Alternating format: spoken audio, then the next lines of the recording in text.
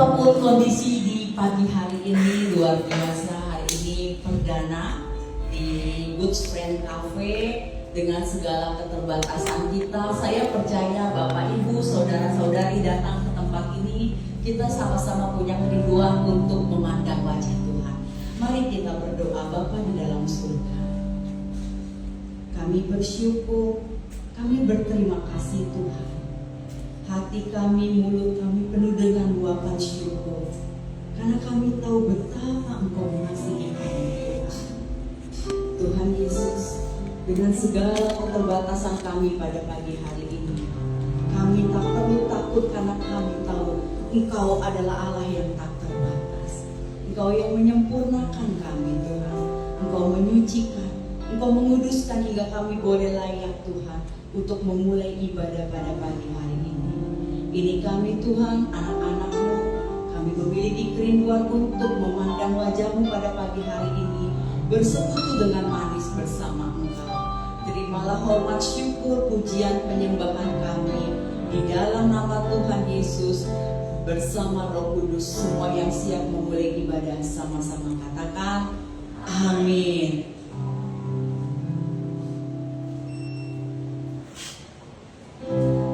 Terima kasih Tuhan.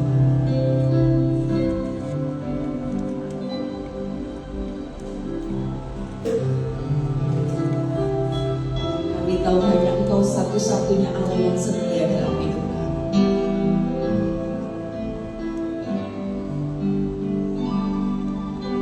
Sekalipun ku berjalan dalam lembah gelap, namun tangan-Mu selalu menopang hidupku. Saat ku dalam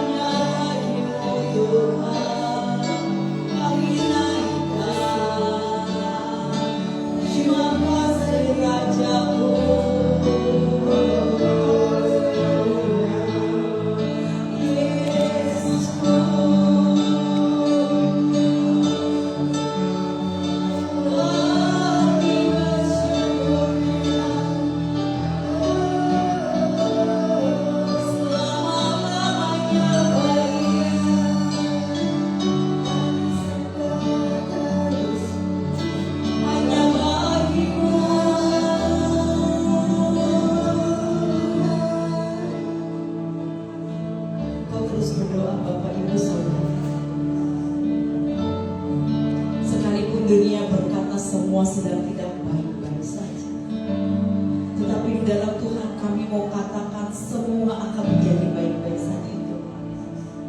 Mungkin banyak tangan mendorong kami untuk jatuh, menarik kami untuk jatuh Tuhan. Tapi kami tahu ada satu tangan yang berubah paku yang akan menarik kami terus naik Tuhan. Ini kami Tuhan, anak-anak-Mu. Kami tahu Tuhan, manusia boleh meninggalkan kami, tapi kami tahu hanya Engkau satu-satunya Allah yang takkan pernah meninggalkan kami. Bila sampai pagi hari ini kami boleh ada di tempat ini Tuhan, itu semua karena kasih karunia-Mu. Jika pagi hari ini kami masih bisa melihat istri kami, anak kami, suami kami, itu semua karena kebaikan-Mu Tuhan. Jika Engkau berkata ya Tuhan, kami tahu itu semua karena kebaikan-Mu, maka mulai Engkau sembah Dia. Angkat suara Engkau sembah Dia. Oh Yesus,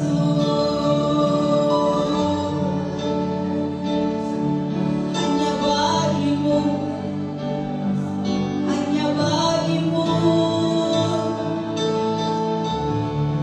Oh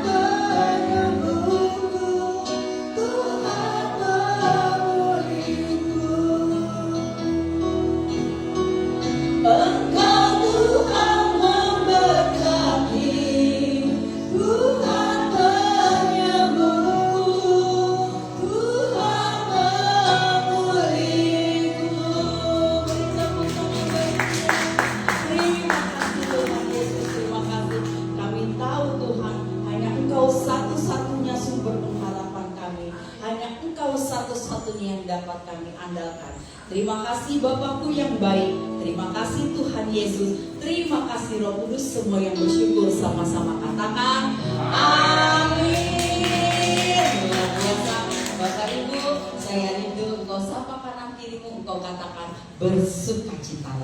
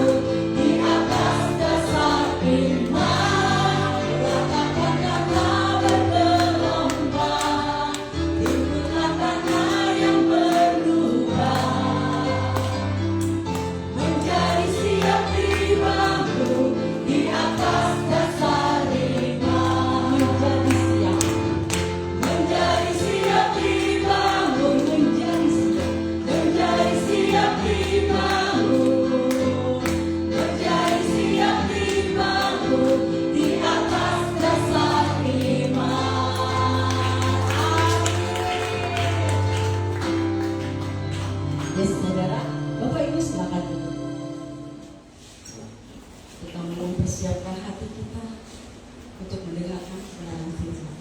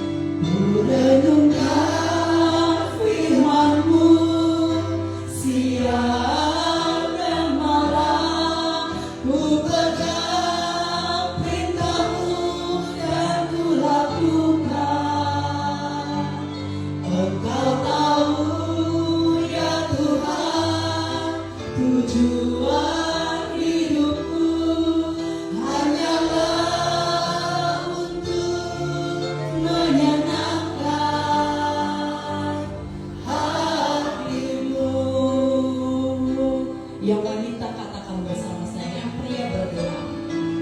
Aku mengasihi Engkau Yesus. Ini wanita-wanitamu Tuhan, segenap hatiku. Aku mengasihi. Ini doa wanita-wanitamu Tuhan. Segenap jiwa. Yang pria bernyanyi, yang wanita berdoa. Aku mengasihi.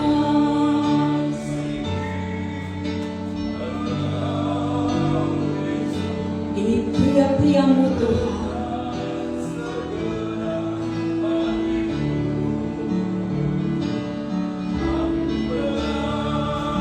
Suara pria-priamu di tempat ini.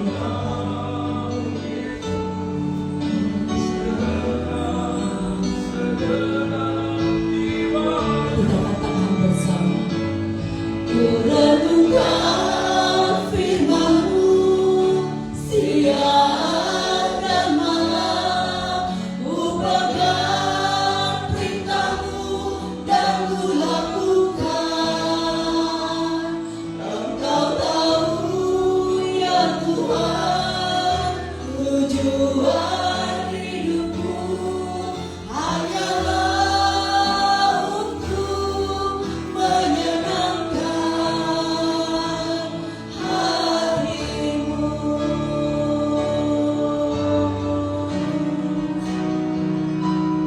Ku renungkan firman-Mu siang dan malam. Ku pegang perintah-Mu dan ku lakukan. Engkau tahu ya Tuhan, tujuan hidupku hanyalah untuk menyenangkan. Ku renungkan firman-Mu siang dan malam.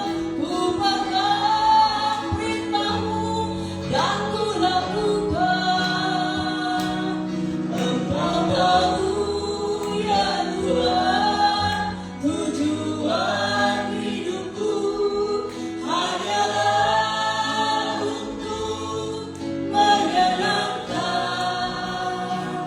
hati-Mu.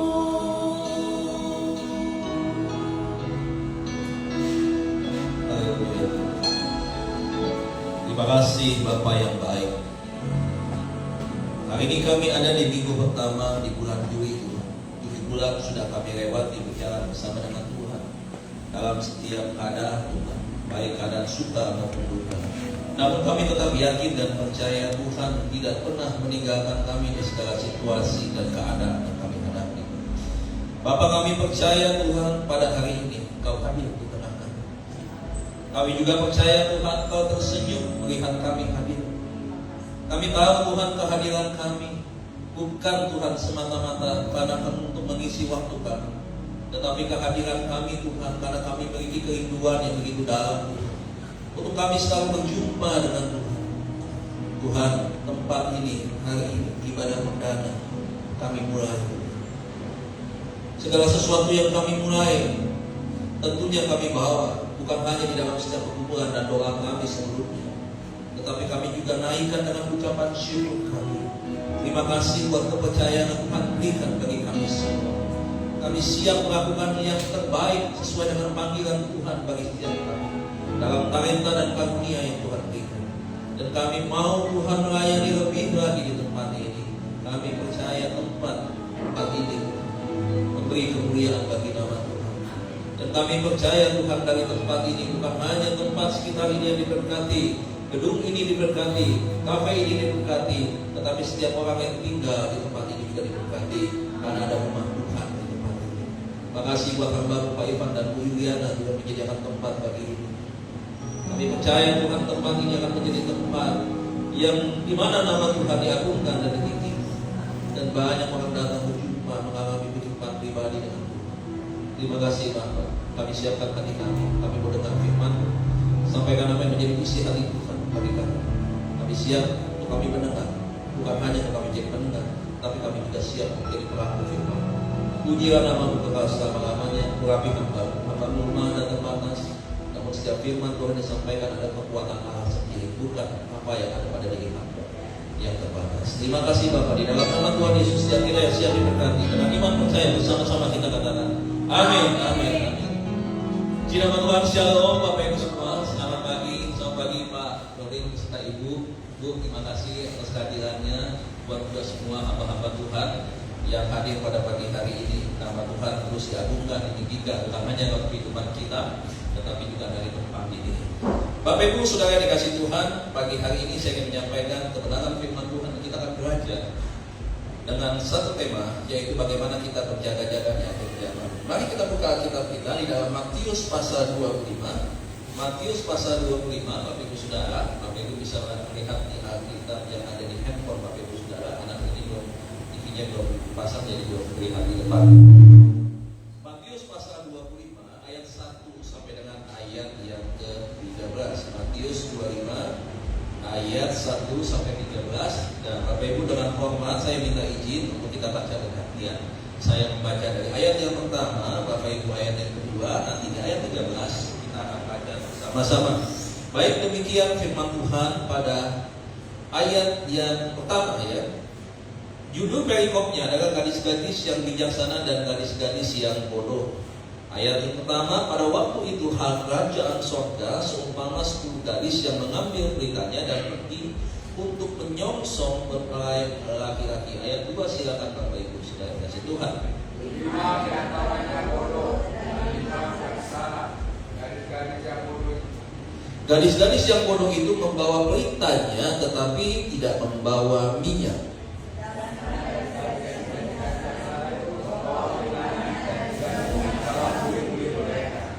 Tetapi karena mempelai itu lama tidak datang juga, mengantuklah mereka semua lalu tertidur.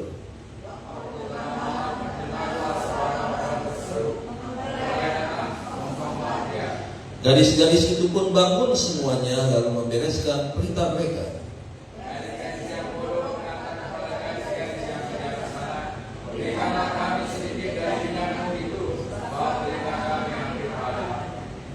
Tetapi jawab gadis-gadis yang bijaksana itu, tidak, nanti tidak cukup untuk kami dan untuk kamu. Lebih baik kamu pergi kepada penjual minyak dan beli di situ. Akan tetapi waktu mereka sedang pergi untuk membelinya, datanglah mempelai itu, dan mereka yang telah dia masuk bersama-sama dengan dia. Kemudian datang juga gadis-gadis yang lain itu dan berkata, Tuan, Tuan, bukakanlah kami pintu.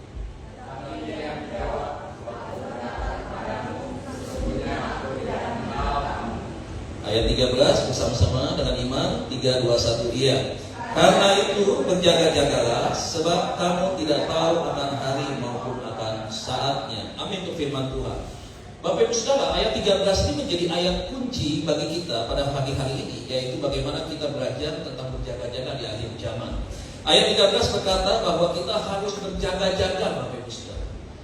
Peristiwa kemarin, perang Iran dan Israel itu banyak spekulasi, Bapak Ibu Saudara. Di sini ada Pak Jenderal, Bapak Ibu Saudara, ya dari segi militer beliau pasti lebih mengetahui, ya Bapak Ibu. Tetapi begitu banyak percakapan yang kita dengar. Di tukang kopi kita dengar, wah Israel begini, wah mereka tepuk tangan, ada yang bilang, wah Israel kebobolan, jebol dan seterusnya. Ada yang pro Iran, ada yang pro Israel, Bapak Ibu Saudara. Bahkan sebelumnya ada perang Pakistan dan India. Lantas begitu banyak orang mulai memprediksi World War yang ketiga, perang dunia yang ketiga. Nah beberapa pendeta juga demikian, Bapak Ibu Saudara. Mereka ada yang mengatakan bahwa ini kita sedang persiapan masuk kepada perang dunia yang ketiga. Dia bilang, begitu banyak prediksi yang terjadi. Saya mau kasih tahu Bapak Ibu Saudara, belum terjadi perang dunia ketiga. Percaya saya Bapak Ibu Saudara, percaya saya. Firman Tuhan mengatakan dengan jelas, kalau Yesus mau datang, tanda-tandanya bukan sekedar perang. Saudara lihat gempa bumi terjadi sejak dahulu kala ada. Begitu banyak kejadian-kejadian di dunia ini. Bisa terjadi di mana saja dan kapan saja. Tsunami 2004 terjadi. Tanda-tanda itu terus berlangsung ada sampai dengan hari ini, termasuk perang, Bapak Ibu Saudara. Pada waktu perang dunia pertama juga demikian, orang berkata Yesus sudah mau datang, gitu. Selesai perang dunia satu, perang dunia kedua, begitu juga. Sekarang katanya kita akan masuk perang dunia ketiga. Bapak Ibu Saudara, kita fokus. Tanda-tanda yang terjadi itu sedang memperingatkan kepada kita bukanlah sebuah kepastian besok akan terjadi perang Gog dan Magog nih melawan Israel. Dan kemudian kita mulai khawatir, kita mulai cemas, Bapak Ibu Saudara. Memang tanda-tanda itu akan terjadi, tapi tanda-tanda penutupnya adalah sebelum Yesus datang adalah Injil diberitakan ke seluruh dunia. Begitu banyak hujan bertobatan, ratusan ribu bahkan mungkin jutaan orang setiap hari bertobat. Saudara, data terakhir yang saya terima di seluruh dunia hari ini ada sekitar 300 sampai 350 ribu orang bertobat setiap hari yang terima Tuhan. Tanda-tanda ini Bapak Ibu Saudara mengingatkan kepada kita supaya jangan terlena. Beberapa di antara kita termasuk hamba-hamba Tuhan lupa dengan apa yang akan terjadi, apa yang akan dia bertanggungjawabkan kehidupannya. Karena kalau kita berbicara tentang berjaga-jaga adalah supaya iman kita tidak turun, iman kita tetap terarah sempurna, bertumbuh semakin dewasa, Bapak Ibu Saudara. Yang melayani, mari terus kita melayani, bekerja sambil melayani, usaha sambil melayani. Jangan kita fokus kepada kenyamanan dunia yang sementara saja. Amsal bilang apa? Pada hari kemurkaan, uang kita, harta kita tidak berguna, Bapak Ibu Saudara. Kita bisa gunakan pada saat kita hidup di dalam dunia yang sementara ini. Tapi pada waktu Tuhan Yesus datang, Bapak Ibu Saudara, tidak ada pernah ada hitung-hitungan investasi yang menentukan kita masuk surga. Investasi kita adalah berapa jiwa, berapa banyak kita melayani Tuhan dengan kesungguhan hati. Jangan sampai kita melayani, Bapak Ibu Saudara, begitu banyak orang di luar sana yang melayani itu karena motivasi-motivasi tertentu. Motivasinya tidak benar. Beberapa orang yang tadinya semangat melayani mulai kehilangan gairah semangat mulai melayani. Nah, ini adalah berbicara tentang kemunduran, Bapak Ibu Saudara. Bapak Ibu Saudara, Alkitab berkata bahwa pada waktu Yesus datang, Bapak Ibu Saudara, ya, semua orang tidak ada yang tahu kapan akan datang waktunya. Masih misteri. Bahkan Yesus pernah berkata, kapan mau datang? Dia datang kembali. Yesus berkata, saya tidak tahu. Bahwa Allah pribadi kedua tidak tahu. Hanya Allah pribadi di dalam pribadi Bapa lah yang tahu kapan akan datang Yesus kedua kali. Jadi Bapak Ibu lihat, pelayanan Tuhan Yesus akan ditutup oleh kedatangan yang kedua kali. Jadi pelayanan dia belum selesai. Nah, bagaimana dengan iman kita hari-hari ini, Bapak Ibu Saudara? Apakah iman kita sudah bertumbuh dengan baik? Apakah kita terus bisa menjaga roh kita semakin menyala-nyala di dalam Tuhan? Atau kita kalau lebih mudah kecewa sehingga kita mulai mundur dari pelayanan? Beberapa pendeta meninggalkan pelayanannya, bahkan beberapa lagi dari saya sudah tidak melayani lagi. Kenapa? Karena gerejanya tidak maju-maju, jemaatnya kecil, perpuluhannya hampir bisa dibilang minim sekali. Kemudian mulai patah semangat, mulai banding-bandingkan. Kenapa kalau saya pelayanan dimulai dari segala sesuatu dari yang nol, kemudian motivasi saya melayani dengan sungguh-sungguh, kenapa Tuhan sepertinya tidak ada? Ini level pendeta, Bapak Ibu Saudara. Kenapa kok teman saya yang lebih junior jadi lebih maju pelayanannya? Kenapa dia sampai pelayanan ke luar negeri? Kok saya jangankan ke luar negeri, dari kampung masuk kampung, pelayanan tanpa PK, pelayanan juga kalaupun ada PK, PK-nya itu yang sangat kecil. Akhirnya mundur, mengembalikannya kepada otoritas yang lebih tinggi, menyerahkan, bahkan ditawar-tawarin, lu mau gak kembali, lu mau gak kembali. Nah itu Bapak Ibu Saudara. Beberapa orang mulai gak melayani lagi. Kenapa? Karena fokus Bapak Ibu kepada sesuatu yang lebih penting menurut dia. Karirnya, cari uang Bapak Ibu Saudara. Tidak salah kita untuk mengembangkan karir kita Bapak Ibu. Tidak salah untuk kita bekerja. Tetapi Bapak Ibu jangan lupakan Tuhan di dalam segala situasi. Akhir zaman, jangan sampai kita tertinggal. Saya gak pernah mau berdebat tentang pandangan tentang kerajaan atau milenium, kerajaan 1000 tahun yang terjadi, maupun itu mau premier, amil maupun post-mil. Saya menghormati semua pandangan itu. Walaupun kami di GBI adalah kami pandangan pahamnya adalah premier, ya, bahwa akan ada terjadi pengangkatan sebelum masa antikris, bahwa setiap orang yang sungguh-sungguh di hadapan Tuhan, tua, muda, kaya, miskin, semuanya diangkat sebelum masa antikris. Dan betapa menyedihkan mereka yang tertinggal pada masa pengangkatan di premier. Mereka akan masuk pada masa-masa antikris Bapak Ibu Saudara. Tapi saya tidak mau berdebat di dalam hal ini. Semua berdasarkan Alkitab, saya hormati pandangan kita, dan tapi yang terpenting adalah bagaimana kita bisa berjaga-jaga. Mari Bapak Ibu Saudara, setiap waktu selama kita hidup kita juga tidak tahu kapan batas waktu hidup kita. Saya beberapa kali berjumpa dengan orang, kemarin saya jumpa, besok pagi dikabarkan sudah dibuka. Satu kali orang akan meninggal, prestasinya akan hilang. Dulu penyanyi Ricky Ricardo, siapa yang pernah dia diidorai? Zaman dulu banteng tinggi, waduh, perempuan zaman dulu kalau dia Ricky Ricardo, Bapak Ibu Saudara, ini doa. Tapi apa yang terjadi ketika dia hari ini sudah tidak ada? Orang melupakan Ricky Ricardo, prestasinya dia, ketampanannya, kegantengannya dia hilang. Itulah manusia. Tapi hari ini kita belajar bagaimana kita berjaga-jaga di tengah situasi keadaan yang tidak semakin baik. Ini yang menjadi perenungan buat kita hari ini. Nah, saya masuk dalam inti pesan firman Tuhan bagi hari ini, bagaimana sikap hidup di akhir zaman. Yang 5 gadis bijaksana dan gadis bodoh ini memberikan contoh. Bapak Ibu, yang satu adalah bayar harga, berjaga-jaga untuk tidak ngantuk, dia tetap berjuang karena nggak tahu kapan sang mempelai datang. Yesus digambarkan sebagai mempelai pria, kita adalah sebagai mempelai wanita. Bapak Ibu, mungkin kita pernah punya kenangan waktu menikah. Pada waktu kita mau menikah, yang perempuan pagi-pagi mungkin jam 4 sudah bangun, langsung janjian sama juru hias, besok datang tepat waktu ya. Kenapa? Karena nggak tahu jam 10 misalkan janjian, bisa saja terlambat, bisa menjadi jam 11. Nah, tapi kita harus siap-siap loh.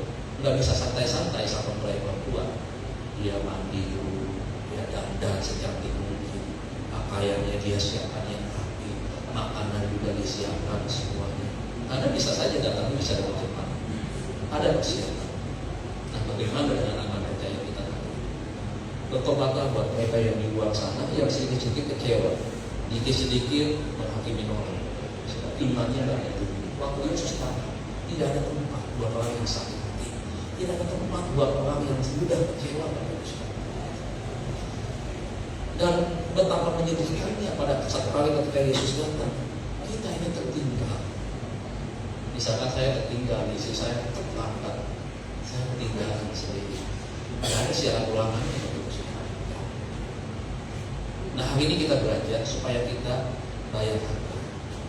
Jangan kita terlena. Kebanyakan orang terlena di rumah Bapak Ibu Saudara, lebih memanjakan keinginan dari tidur itu kan enak Bapak Ibu Saudara. Pada waktu tubuh letih, ayo kita tidur aja. Baca firman-Nya enggak, renungannya enggak, puji Tuhannya enggak, penyembahannya enggak, langsung tidur. Nah, hari ini kita belajar bagaimana sikap kita. Yang pertama Bapak Ibu Saudara, sudah perhatikan ayat 3 dan 4. Ayat 3 dan 4. Pasal 25, 3 dan 4. Gadis-gadis bodoh itu membawa pelitanya tetapi tidak membawa minyak. Sedangkan gadis-gadis yang bijaksana itu membawa pelitanya dan juga minyak dalam budi mereka. Bapak Ibu Saudara, apa yang berbicara tentang hal ini? Yang pertama adalah kita berbicara tentang bagaimana kita hidup seturut dengan firman-Nya. Bagaimana hidup kita sesuai dengan apa yang dicatat di dalam firman. Artinya Bapak Ibu Saudara, Tuhan mau setiap kita menjadi pelaku firman.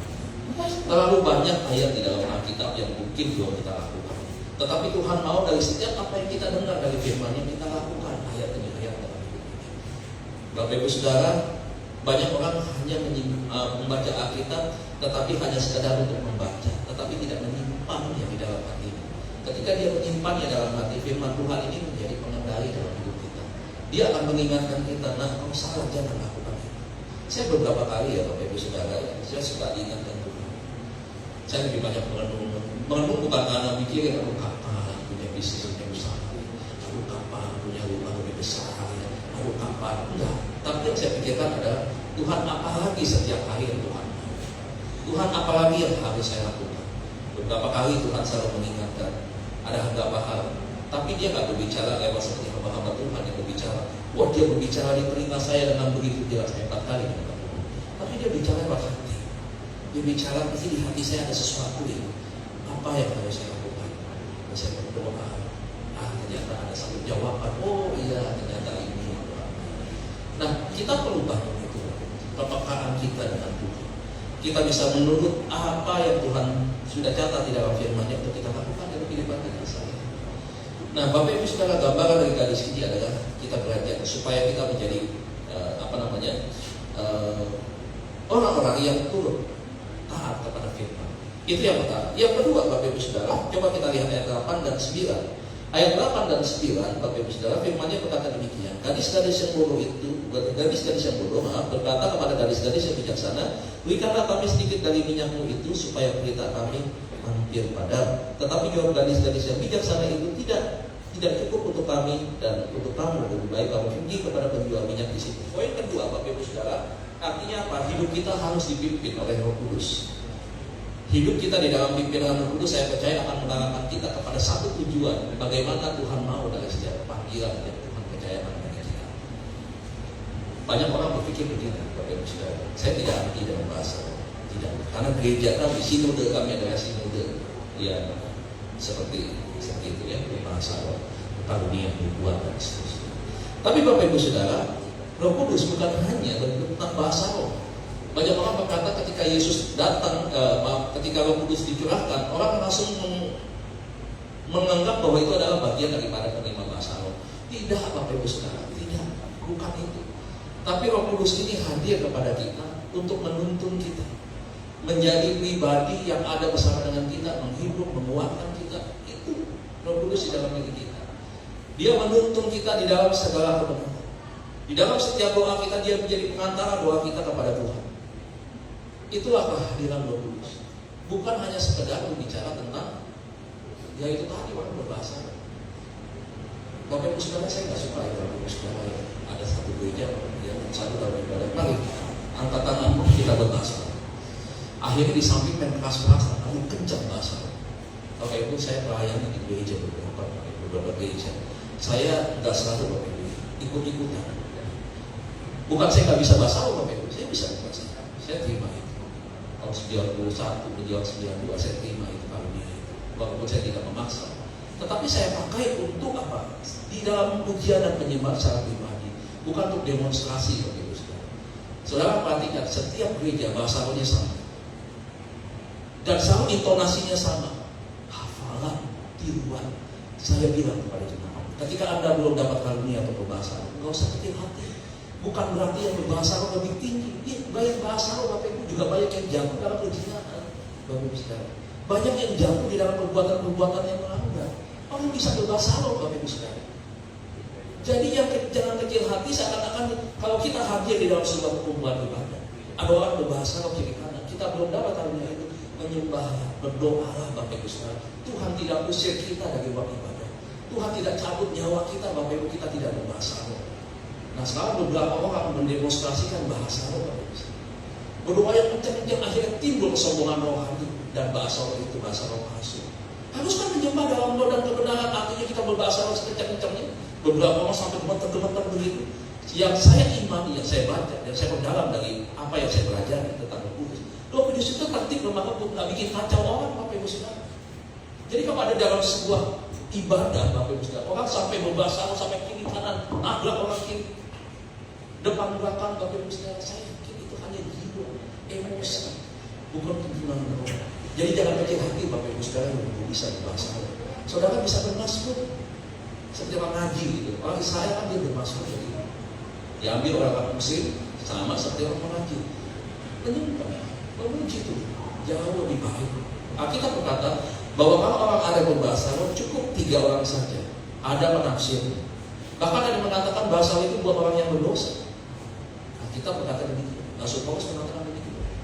Jadi Bapak Ibu Saudara, jangan kita pakai waduh sedikit-sedikit, mari angkat kita cepat banget begitu keluar bahasa roh ya. Apakah itu bukan apalah? Jadi seperti mantra. Saya punya teman Bapak Ibu Saudara. Dia minum saja Bapak Ibu, minum nih Bapak Ibu. Dia angkat gelas itu seperti pejamuan kudus, kemudian dia berbahasa roh. Tukang es rapang melihatin Bapak Ibu Saudara. Ini jadinya bagaimana nih kekristenan itu? Itu yang pertama. Nah, jadi Bapak Ibu Saudara, poin kedua ini mengingatkan kepada kita, minyak itu adalah gambaran daripada Roh Kudus di dalam hidup kita. Dan jangan pakai minyak itu adalah untuk pakai minyak-minyak urapan. Sebenarnya Bapak Ibu Saudara, kami sejak di GBI Petamburan dulu, pemimpin kami tidak mengajarkan untuk mengawasi ruangan, ya, tembok dan seterusnya. Karena pengertian minyak itu adalah untuk mengurapi para imam. Dan di perjanjian baru kita temukan minyak itu dipakai untuk apa? Mengurapi orang yang sakit, mengoleskannya kepada mereka yang sakit. Jadi ada 2 yang digunakan untuk minyak. Beberapa orang hari ini kalau bukan dari minyak urapan dari Israel, saya nggak mau pakai. Beberapa orang lagi Bapak Ibu kalau bukan dari gereja anu yang kebiasaan dengan minyak urapannya, Bapak Ibu Saudara, nggak mau memakai minyak urapan yang lain. Padahal minyak itu sebagai simbol, baby oil juga bisa dipakai begitu.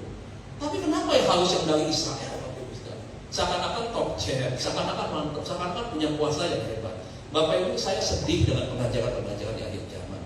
Saya suka bertanya, Tuhan, menjadi gembala tidak gampang. Karena kita bertanggung jawab setiap satu domba di hadapan Tuhan. Bertanggung jawab terhadap pengajaran kita. Paulus berkata, awasilah ajaranmu. Jangan sampai kita tidak mengawasi ajaran kita, kemudian kita ditolak. Nah, ini berbahaya. Makanya Bapak Ibu Saudara, tidak mudah untuk kita bisa menyampaikan kebenaran itu, mengajar. Dan makanya hari ini saya menolak keras pengajaran-pengajaran yang berkata, kalau kau tidak punya uang, ambil dompetmu, kemudian kau olesi minyak urapan, kau berdoa, Tuhan akan isi dompetmu. Kalau kau lihat mobil, mana mobil yang kau suka hari ini, kau keluar ambil minyak urapan, kau olesi, kau doa, kau tumpang tangan, ditangkap satpam nanti ujung-ujungnya sekarang. Kalau kita mau suka rumah, kita putar-putar rumah itu, nomornya kita doa keliling Bapak Ibu Saudara, kemudian ya itu diurapi rumah. Bapak Ibu, ini ajaran dari mana? Siapa yang mengajarkan? Saya tidak pernah temukan di Alkitab demikian. Yesus tak pernah mengajar, apalagi itu Yesus. Murid-muridnya tidak pernah mengajarkan itu. Makanya selalu saya bilang, jemaat di Bentong, Bapak Ibu Saudara, dan jemaat di Puri dimanapun, kami tim gembala menjaga betul Bapak Ibu Saudara. Ada beberapa hamba Tuhan, saya suka lihat pengajaran itu yang saya nggak jadwal lagi. Mohon maaf Bapak Ibu Saudara.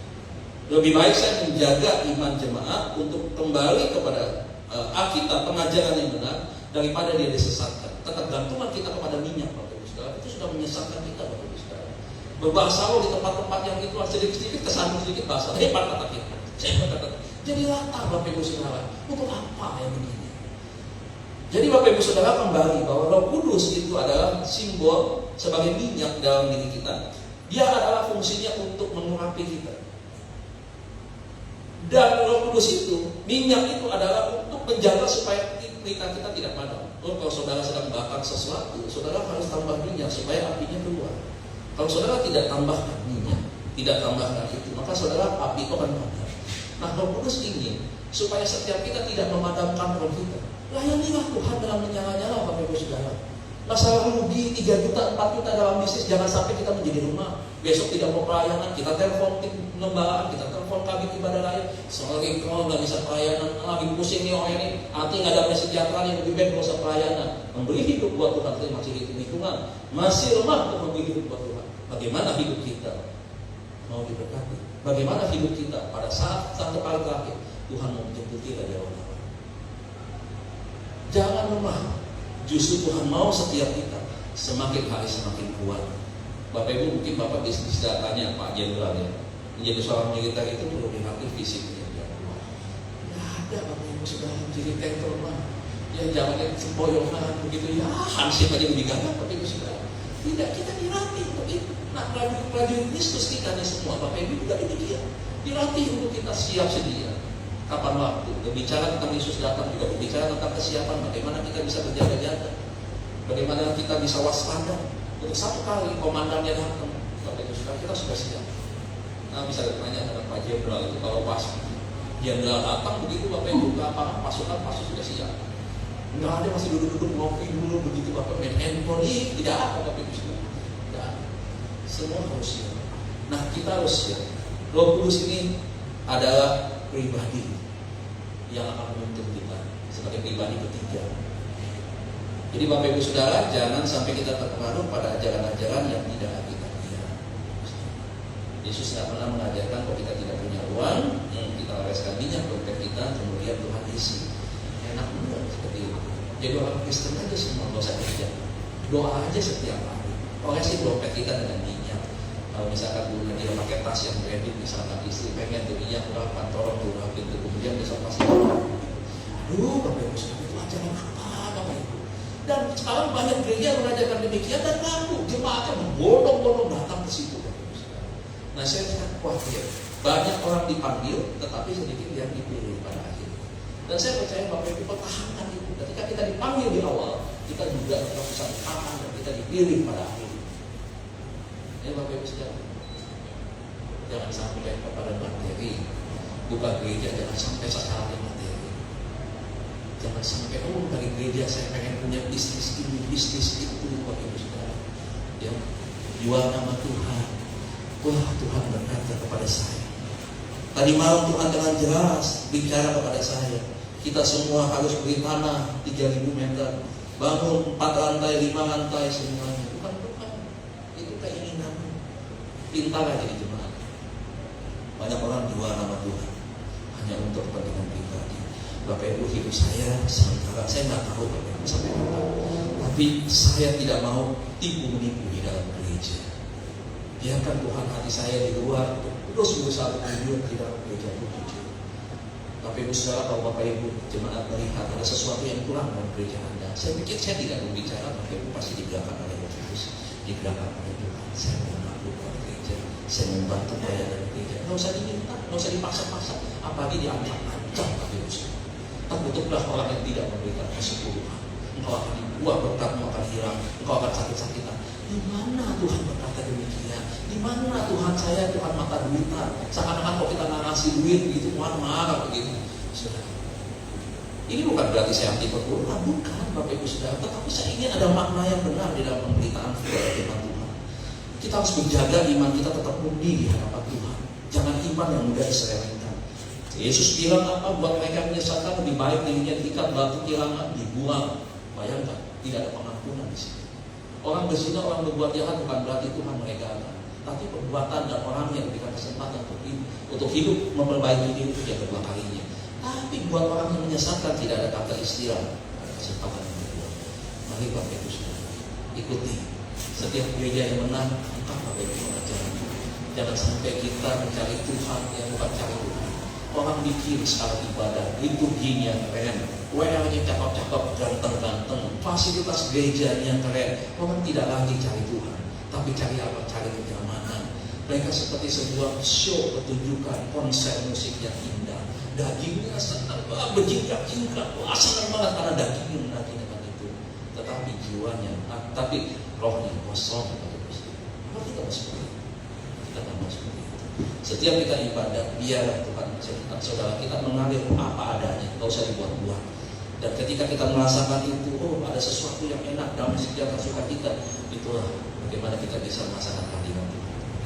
Cari Tuhan, jangan cari manusia, jangan cari pendeta-pendeta yang top, jangan cari yang itu. Mereka juga sakit-sakitan, mereka juga banyak kelemahan, kesalahan. Carilah Tuhan selama Ia berkenan untuk ditemui. Di mana Dia berkenan untuk ditemui? Pada saat lewat ibadah dan hubungan kita setiap hari secara pribadi dengan Tuhan. Yang terakhir, Bapak Ibu saudara, bagaimana caranya supaya kita hidup berjaga-jaga di akhir zaman? Yang ketiga adalah yang saya catat Bapak Ibu saudara adalah bagaimana kita membangun keintiman dengan Bapak Ibu hidup intim dengan Tuhan, kita bisa melihat di dalam ayat yang ke-12. Tetapi ia menjawab, aku berkata kepadamu, aku di sini besar, menunjukkan kepada dia siapa Tuhan Yesus. Tidak mengenal kamu. Coba saudara bayangkan, kita capek-capek pelayanan misi, kita pergi, kita bisa di hadapan Tuhan. Tuhan, saya dapat pelayanan misi Tuhan. Se-Indonesia saya dapat pergi Tuhan, saya dapat pendapat Tuhan, saya dapat melayani mulai dari remaja, mulai naik sampai youth, dari remaja sampai pemuda, kemudian semua pada pelayanan saya dapat pergi Tuhan.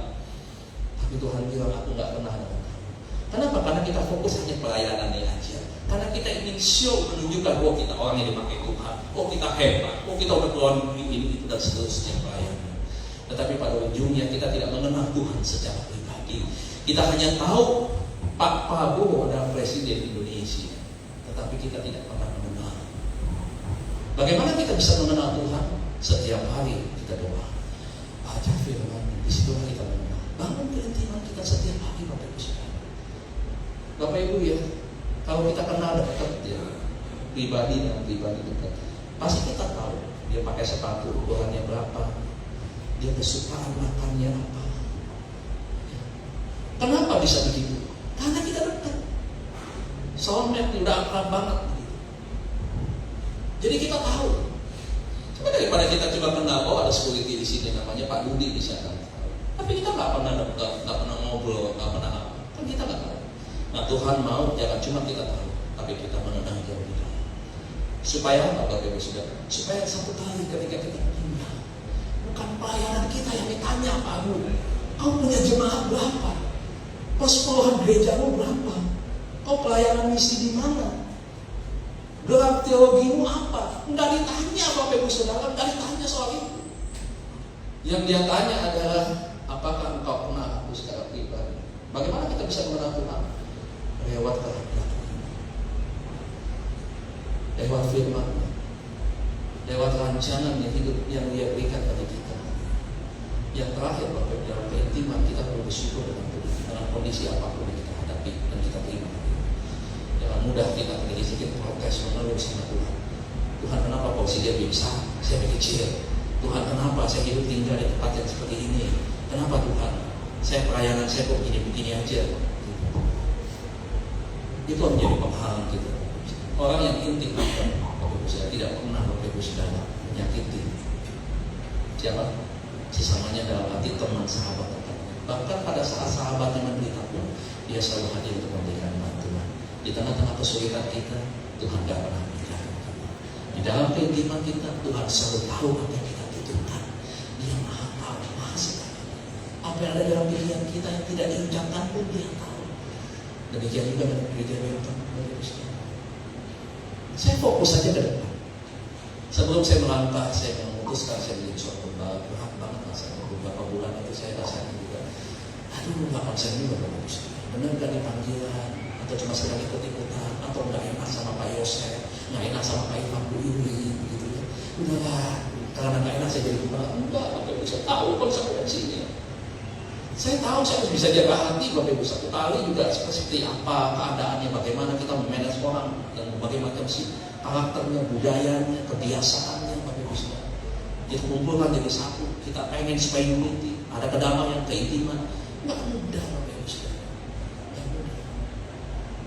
Satu kali sebelum saya memutuskan itu, gembala yang lama saya bilang begini, dia yakin, nah, saya nggak lupakan itu gembala yang lama ini, bukan Pak Yosef. Dan kamu yakin kamu mau mengembalakan? Kalau bukan panggilan jangan ya. Kalau kamu nggak doa dan Tuhan nggak kasih ya, informasi, maksudnya pemberitahuan, jangan. Melayani aja seperti yang sekarang. Kamu ngajar jadi dosen, kamu khotbah ya. Kalau ada undangan, nggak ada undangan, kamu duduk sebagai jemaat. Terus dia bilang, tapi kalau kamu mantap, jangan ragu-ragu, jangan kayak Yosua, ragu-ragu untuk menyeberangi Sungai Yordan. Kamu mantap aja. Pesan terakhir yang hari ini saya ingat sampai kapanpun, bahkan mungkin sampai Tuhan memanggil saya. Berapapun jemaat yang Tuhan percayakan kita, termasuk sampai 5 orang pun, gembalakan. Gembalakan. Jangan tinggalkan mereka. Mata saya berkaca-kaca waktu itu saudara. Saya nggak nyangka ada omongannya seperti ini. Waktu saya awalnya benton Bapak Ibu saudara, 12 orang, mereka pada ketawa melihat. Saya percaya proses tidak pernah akan mengkhianati hasil. Betul ya Bapak Saudara. Selama kita mau sungguh-sungguh, selama kita mau melayani Tuhan dengan baik, kita jaga hati, pasti Tuhan akan buat sesuatu yang lebih baik. Setiap dalam hal kecil bukan hanya bicara soal uang, tapi berbicara tentang kepercayaan yang Tuhan berikan bagi kita, bagaimana kita kerjakan dengan sungguh-sungguh. Yang Tuhan lihat hari ini, nggak tahu seperti apa, nggak pernah terbayang. Ada langsung, ada Tuhan, ada pagi nggak tahu. Karena saya fokus saja ke depan. Berapa jemaat yang ada, layani itu. Rekrut tim yang terbaik bersama-sama. Kamu nggak akan bisa kerja sendiri. You nggak akan pernah bisa bekerja untuk Tuhan, tetapi mengandalkan kekuatan sendiri. Wamen siapa bisa. Pelayanan dengan pelayanan bersama. Coba lihat, kalau nggak ada tim musik, bagaimana saya bisa melayani? Saya nggak musik kalau bisa, nggak kecekkan doang. Nggak bisa semua. Nah, jadi poin yang ketiga Bapak Ibu, kita kembali intim dengan Roh Kudus dan mari kita jaga iman kita. Jangan sampai turun Bapak Ibu. Biarkan roh kita menyala-nyala dan melayani Tuhan. Jangan melayani Tuhan dengan roh yang padam, sia-sia. Kiranya Tuhan Yesus berkati kita semua. Amin. Firman Tuhan, mari Bapak Ibu Saudara, kita tundukkan kepala. Saya undang pelayan-pelayan Tuhan untuk kita masuk di dalam persiapan perjamuan kudus pada hari ini, minggu pertama di bulan Juni 2025. Bapa, terima kasih buat firman-Mu yang meneguhkan setiap kami. Kami diingatkan Bapa supaya kami berjaga-jaga untuk menyambut kedatangan Tuhan yang kedua kali. Bapa, betapa bangganya dan bahagianya dan bersyukurnya kami ketika kami satu kali berjumpa dengan pribadi yang sangat kami kasihi, yang sangat kami banggakan, yang sangat kami agungkan dan bahkan yang kami layani sampai dengan hari ini. Tuhan ampuni kami kalau mungkin ada sikap yang salah tanpa kami sadari. Bukan bermaksud kami sengaja melakukan perbuatan dosa, tapi seringkali Tuhan tanpa sadar kami melakukan itu. Dan kami percaya Tuhan, Kau mengampuni kami dan terus berikan kepada kami kepercayaan dalam bidang apapun yang Tuhan sudah berikan bagi kami. Kami menerima dan menyambutnya dengan ucapan syukur. Terima kasih buat kepercayaan Tuhan boleh melayani. Terima kasih buat panggilan Tuhan. Terima kasih buat tim yang terbaik, baik di Benton maupun di tempat ini Tuhan. Supaya kami bersama-sama unity, bersatu hati melayani Tuhan, memberi yang terbaik, bukan untuk manusia, tetapi untuk Tuhan sendiri. Terpujilah Engkau ya Bapa, untuk selama-lamanya. Dan sungguh Kau Allah yang tidak pernah akan tergantikan dalam kehidupan kami sampai kapanpun. Terima kasih buat tubuh yang kuat, tubuh yang sehat, buat berkat minum pakaian kami terima, yang tidak pernah kami rasakan kami kekurangan di dalam kami. Terima kasih Bapak, sebentar kami akan menerima anggur dan roti yang melambangkan kesatuan kami di dalam Tuhan. Kami mati, kami hidup, kami bangkit bersama dengan Tuhan.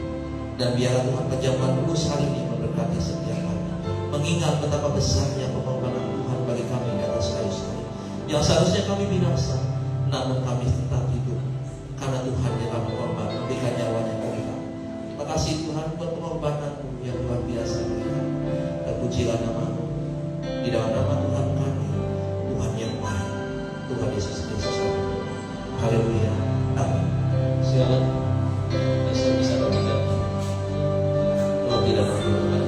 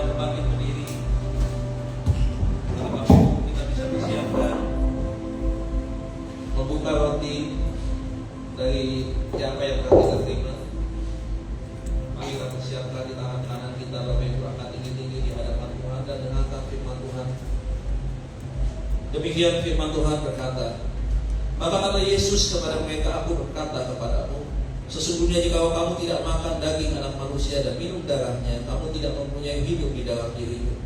Barang siapa makan dagingku dan minum darahku, ia mempunyai hidup yang kekal, dan aku akan membangkitkan dia pada akhir zaman. Sebab dagingku adalah benar-benar makanan dan darahku adalah benar-benar minuman. Barang siapa makan daging dan minum darahku, ia tinggal di dalam aku. Sebab apa yang telah kuteruskan kepadamu telah aku terima dari Tuhan, yaitu bahwa Tuhan Yesus pada malam waktu dia diserahkan mengambil roti, dan sesudah itu ia mengucap syukur atasnya, ia memecah-mecahkannya dan berkata, inilah tubuhku yang diserahkan bagi kamu, perbuatlah ini menjadi peringatan akan aku. Mari dengan ucapan syukur kita makan roti ini sebagai simbol dalam tubuh Tuhan Yesus yang bagi kita dikorbankan bagi kita dalam nama Tuhan Yesus.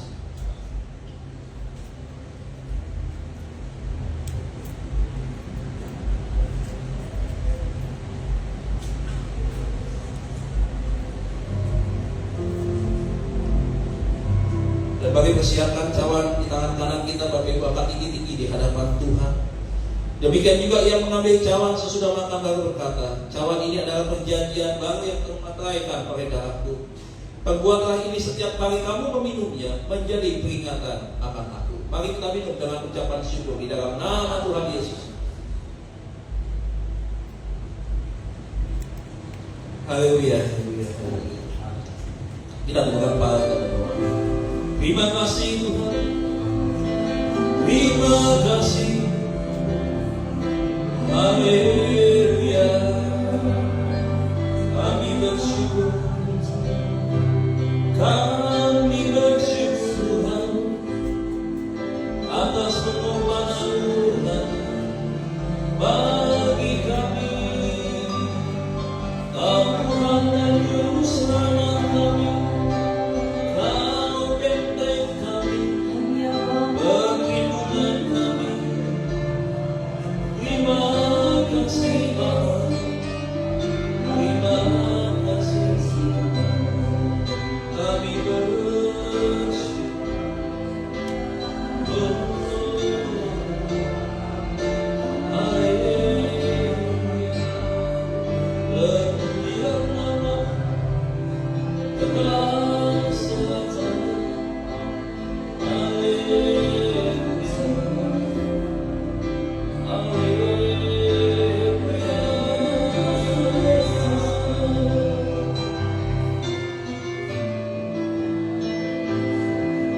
Bapa kami seringkali merenungkan bagaimana cara kami membalas kebaikan Tuhan yang tidak pernah berubah sedikit pun bagi kami. Tuhan, kami tidak pernah membayangkan betapa sakitnya, betapa luar biasanya Kau menderita bagi kami di atas kayu salib. Tuhan, terima kasih pengorbanan-Mu sungguh besar Tuhan. Tidak mungkin dapat kami balas. Tidak mungkin kami bisa membayar darah yang mahal itu. Tapi biarlah Tuhan kami boleh membayarnya dengan hidup kami.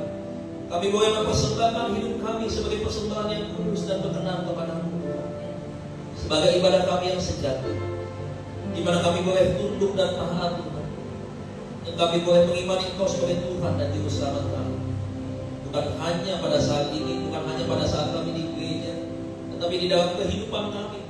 Bahkan Tuhan, sampai satu kali Tuhan memanggil kami, iman kami tetap terpelihara sempurna. Sekali Yesus tetap Yesus, tidak ada nama lain di dalam hati kami. Terima kasih Bapak, terima kasih. Terima kasih buat perjamuan kudus hari ini. Terima kasih buat roti dan anggur yang kami terima. Dan biar itu tetap ada di dalam setiap hidup kami. Kami juga percaya Tuhan, setiap kami yang sakit disembuhkan oleh Tuhan. Kami yang memiliki masalah hari ini, kami percaya kami menemukan jalan keluar.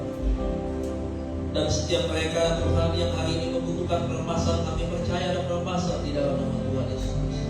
Terima kasih Bapak. Terima kasih. Pujilah nama-Mu kekal selama-lamanya. Di dalam nama Tuhan Yesus kita yang telah diberkati, mari bersama-sama kita katakan amin. Terima kasih juga Bapak Ibu sekalian kasih Tuhan. Amin. Bapak Ibu, saudara-saudari diberkati dengan firman Tuhan pagi hari ini. Amin. Ingat 3 hal, hidup sesuai dengan firman Tuhan, selalu intim bersama Roh Kudus dan kenal dekat dengan Tuhan. Amin. Bapak Ibu, sebentar kita akan menjalankan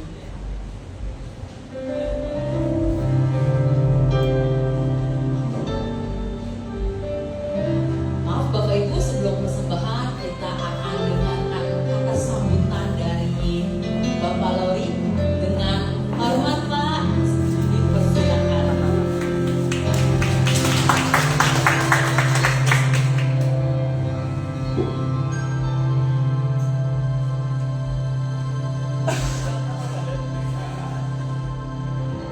Oke Pak, pesan-pesannya Pak buat menguatkan kami Pak.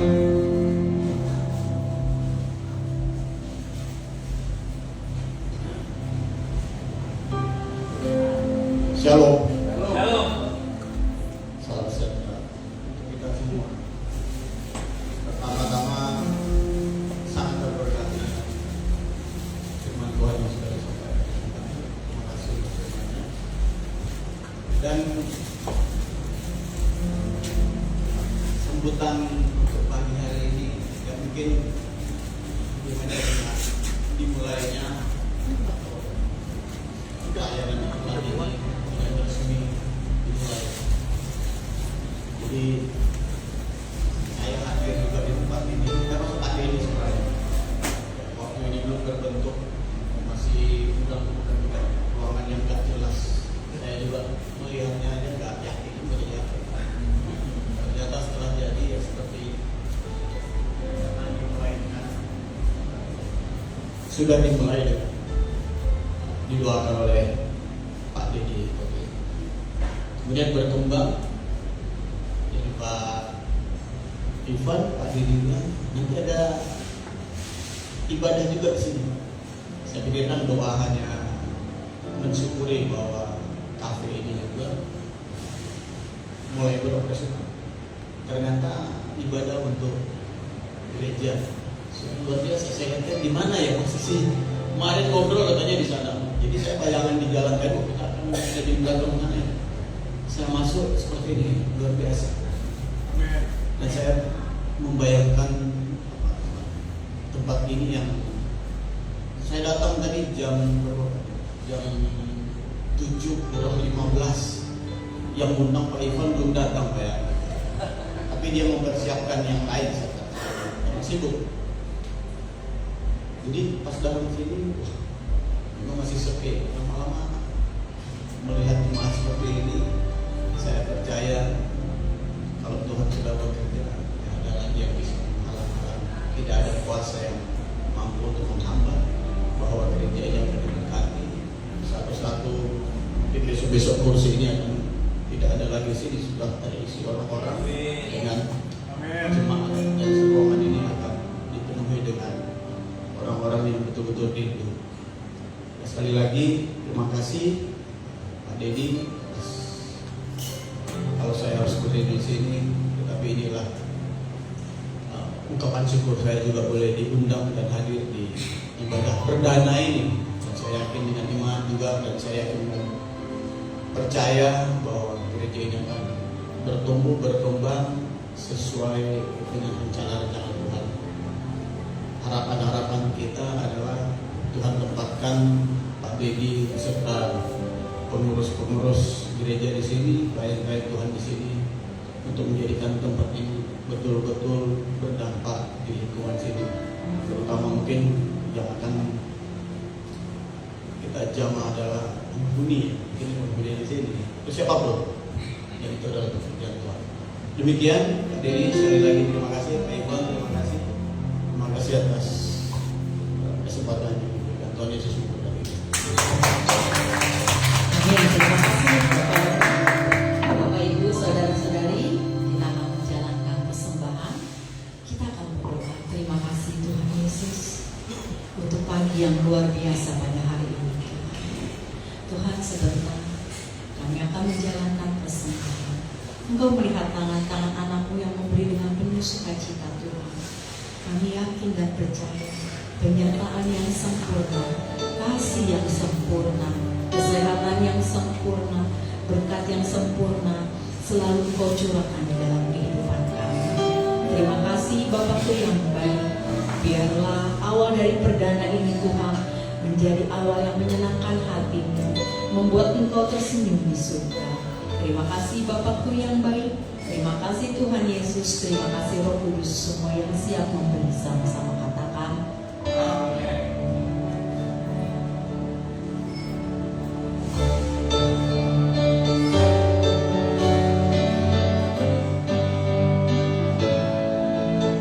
Jangan lelah bekerja di ladangnya Tuhan, Roh Kudus yang beri kekuatan, Dia mengajar dan menopang. Tiada lelah bekerja bersamamu Tuhan, yang selalu mencukupkan atas segalanya.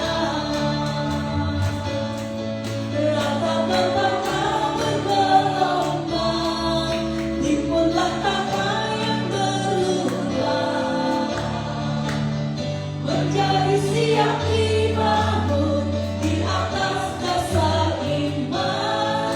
Rata-rata bergelombang, timbulah kata yang berulang, menjadi siap dibangun, menjadi siap dibangun, menjadi siap dibangun di atas dasar iman.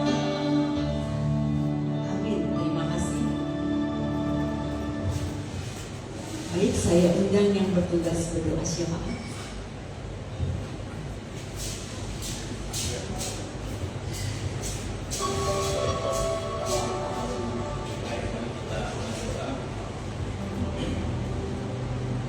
Kami datang padamu bersyukur untuk segala kebaikan Tuhan dalam kehidupan kami. Kembalikan segala ucapan syukur, kemuliaan, serta rasa keagungan kami bagi Tuhan kami yang sudah memulai pekerjaan Tuhan ini. Kami tahu bukan kami hanya membuka gereja di sini, tapi kami sedang menghadirkan Tuhan di dalam rumah makan ini, dalam kafe ini. Dan kami tahu ketika Tuhan hadir, maka itu akan menjadi rumah yang diberkati oleh Tuhan. Oleh sebabnya kami bersyukur hari ini Tuhan, Engkau sudah mewujudkan rencana kami yang sudah memulainya dengan ibadah perdana. Kami serahkan ke depan ibadah-ibadah kami dalam tangan Tuhan, pengaturan teknis. Kami serahkan dalam tangan Tuhan, pengembangan juga alat-alat yang belum Dia adakan. Kami berdoa supaya Tuhan adakan bagi kami, sehingga ibadah kami sungguh dapat kami nikmati lebih baik lagi ya Tuhan. Kami berdoa dalam nama Yesus, dengan kuasa Roh Kudus memanggil setiap jiwa-jiwa untuk masuk di tempat ini pada ibadah-ibadah berikutnya. Mereka yang melihat di ibadah kami hari ini bahkan ada beberapa yang sudah berjanji minggu depan mereka akan bergabung bersama-sama dengan kami. Kami berdoa supaya mereka sungguh-sungguh ya Tuhan menjadi bilangan orang percaya yang ada di tempat ini ya Tuhan. Dan Roh yang Kudus yang terus bekerja mempromosikan akan gereja. Terima kasih Tuhan, kami sungguh menyerahkan gereja ini dalam tangan semua pelayan-pelayan. Kau siapkan ya Tuhan, supaya berkomitmen untuk sungguh melayani seberapapun Tuhan kasih.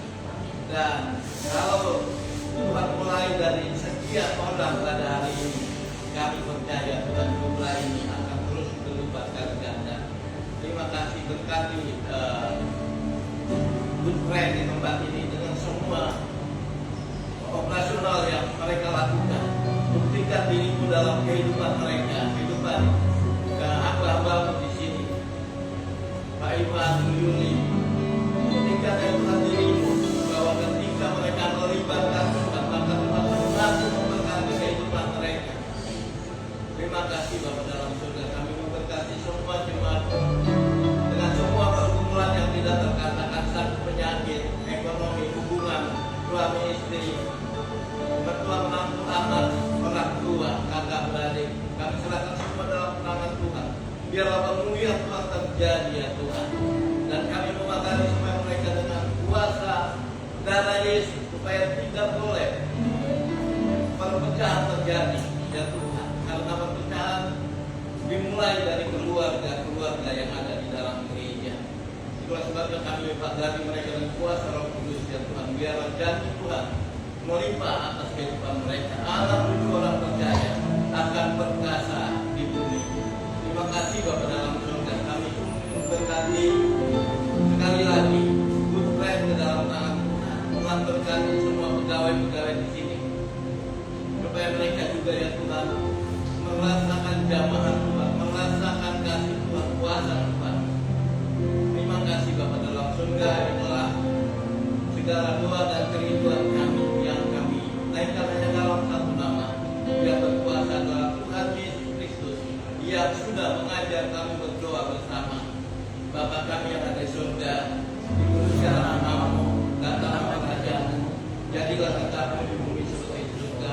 Berikanlah kami pada hari ini makanan kami yang secukupnya, dan ampunilah kami akan kesalahan kami, seperti kami juga sudah mengampuni orang yang bersalah kepada kami, dan jangan membawa kami ke dalam pencobaan, tapi lepaskanlah kami dari orang jahat, karena Engkau yang punya kerajaan dan kuasa dan kemuliaan sampai selama-lamanya.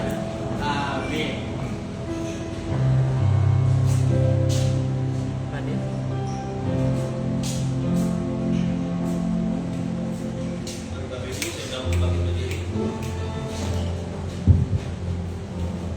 Kita mengakhiri dengan doa berkat, mari angkat kedua tangan kita di hadapan Tuhan.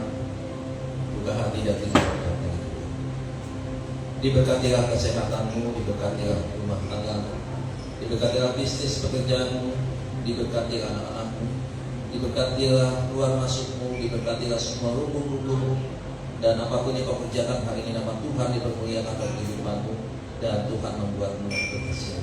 Terimalah berkat dari Allah Bapa kita di surga. Cinta kasih daripada Tuhan kita Yesus Kristus, pertolongan, penghiburan, penyertaan Allah Roh Kudus akan tetap terus menyertai kita mulai hari ini sampai selama-lamanya, menjadikan kita semua pemenang maka lebih daripada pemenang. Yang percaya dan diberkati, mari bersama-sama kita katakan amin.